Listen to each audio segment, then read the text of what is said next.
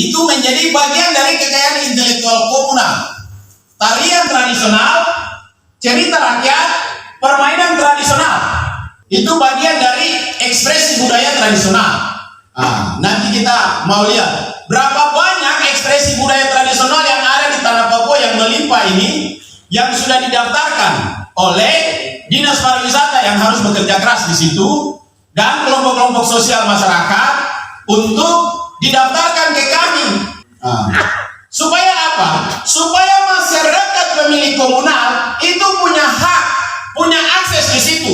Dia punya nilai saing, dia punya posisi tawar untuk memastikan bahwa ini budaya saya. Siapa yang mau pakai, hargai budaya saya.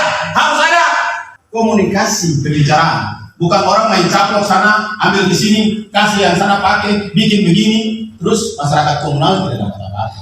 Itu disebut dengan ekspresi budaya tradisional. Yang kedua dibilang pengetahuan tradisional. Jadi kita orang Papua, dan Bapak Ibu juga yang bukan orang Papua, kita ini kan orang yang berbudaya. Sejak kita lahir, nenek moyang kita itu punya budaya. Di dalam budaya itu ada pengetahuan yang diturunkan dari leluhur kita turun-temurun untuk semua orang hidup. Dan karena budaya itu baik dan ini memberi sebuah prospek terhadap kehidupan, orang mempertahankan itu sebagai pengetahuan tradisional. Misalnya, ada anak kita sakit, ambil daun itu, campur dengan barang ini, kasih, gosok perutnya atau kasih minum. Ada ibu-ibu yang mau melahirkan susah sekali, pakai daun ini. Itu pengetahuan tradisional. Kenapa orang di pegunungan bisa buat honai dengan model begitu? Itu pengetahuan tradisional. Sehingga mereka buat yang namanya honai, melindungi mereka. Itu pengetahuan tradisional.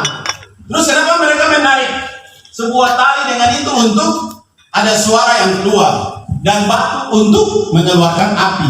Itu pengetahuan tradisional. Nilainya tinggi sekali, pengetahuan tradisional. Yang ketiga disebut dengan sumber daya genetik.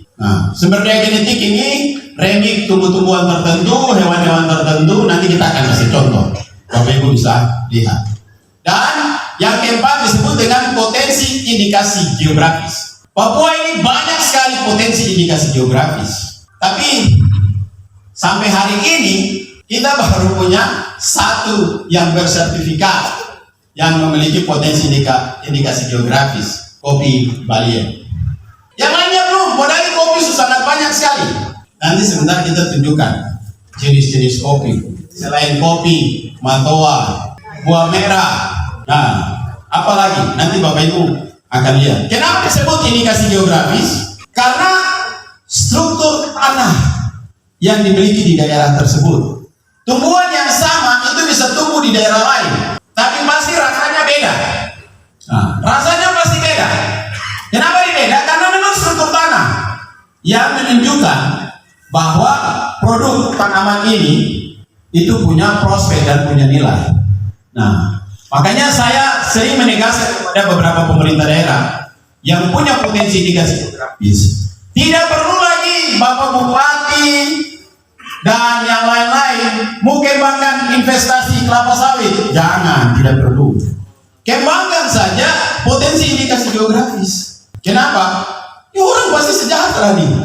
Tuhan kasih kita tanah yang diberkati dengan potensi indikasi geografis yang ada di dalam. Baru tahu mungkin bawa barang lain yang tidak pernah tumbuh di atas negeri ini untuk tanam di sini. Pasti ini kasih rusak tanah karena dia tidak akan cocok. Dan ini yang harus bisa dilakukan. Kebijakan pembangunan daerah itu harus berorientasi pada penguatan terhadap kekayaan intelektual. Itu yang disebut dengan kekayaan intelektual komunal. Jadi ada 4 ya.